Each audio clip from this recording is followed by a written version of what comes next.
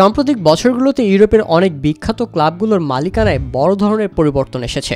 এর মধ্যে বেশ কয়েকটি ক্লাবের সমৃদ্ধ ইতিহাস রয়েছে শতাব্দীরও বেশি সময় ধরে। ফুটবল ইন্ডাস্ট্রির বিশ্বায়নের সাথে ক্লাবগুলোর মালিকানা চলে যাচ্ছে বিদেশি মালিকদের কাছে। এদের কেউ কেউ ক্লাবকে প্রতীকী সম্পদ হিসেবে দেখেন, আবার কেউ বিশাল লাভের আশায় বিনিয়োগ করে থাকেন এসব ক্লাবে।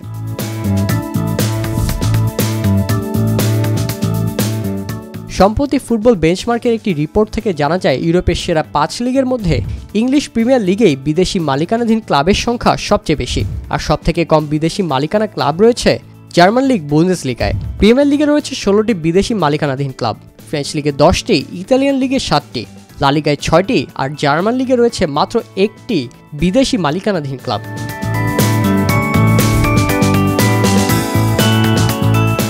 2023-24 বুন্দেসলিগায় আরবি লাইপজিগই একমাত্র ক্লাব যা বিদেশি মালিকানাধীন। এই ক্লাবে 99% স্টেকের মালিক অস্ট্রিয়ান কোম্পানি রেডবুল। অন্যদিকে প্রিমিয়ার লিগের 4টি club Tottenham Hotspur, Luton Town, Brentford ও ব্রাইটনের মালিকানাধীন সংস্থা যুক্তরাজ্য ভিত্তিক, আর বাকি 16টি ক্লাবের মালিকানা নিয়ন্ত্রণকারী হিসেবে কমপক্ষে একটি বিদেশি সংস্থা রয়েছে। তবে ইংলিশ ও জার্মান ফুটবলের মধ্যে বিদেশি সংখ্যাগরিষ্ঠ মালিকানার বিশাল পার্থক্যের কারণটা কি? জার্মান লিগের নিয়ম অনুযায়ী প্রত্যেক জার্মান ক্লাব সমর্থকেরা দলের 51% মালিক, যে নিয়মের নাম 50+1। এই নিয়মটি স্টেক হোল্ডারদের থেকে ক্লাবের উপর আধিপত্য বিস্তার করতে রোধ করে, পাশাপাশি ক্লাবের মধ্যে গণতান্ত্রিক কাঠামো বজায় রাখে। এই নিয়মের কারণে ক্লাবের সমর্থকরা সরাসরি বোর্ড সদস্য নির্বাচনে মত দিতে পারেন।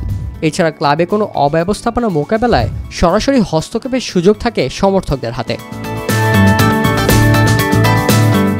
ইউরোপের শীর্ষ 5 লিগ থেকে সবচেয়ে বেশি 20টি সংখ্যাগরিষ্ঠ ইউরোপীয় ক্লাবের মালিক মার্কিন যুক্তরাষ্ট্র ভিত্তিক কোম্পানি। যুক্তরাষ্ট্রে বিনিয়োগকারীদের বিশাল আর্থিক ক্ষমতা ও বাণিজ্যিক দক্ষতাই এর মূল কারণ। ফুটবলের বিশ্বব্যাপী খ্যাতি ও ইউরোপের ক্লাবগুলোর প্রসিদ্ধ ইতিহাসই এর সুযোগ তৈরি করেছে। যুক্তরাষ্ট্রের পর চীন, সৌদি আরব ও সুইজারল্যান্ড রয়েছে তালিকার দ্বিতীয় স্থানে, যেখানে এই দেশগুলোর ইউরোপে রয়েছে 3টি করে ক্লাব।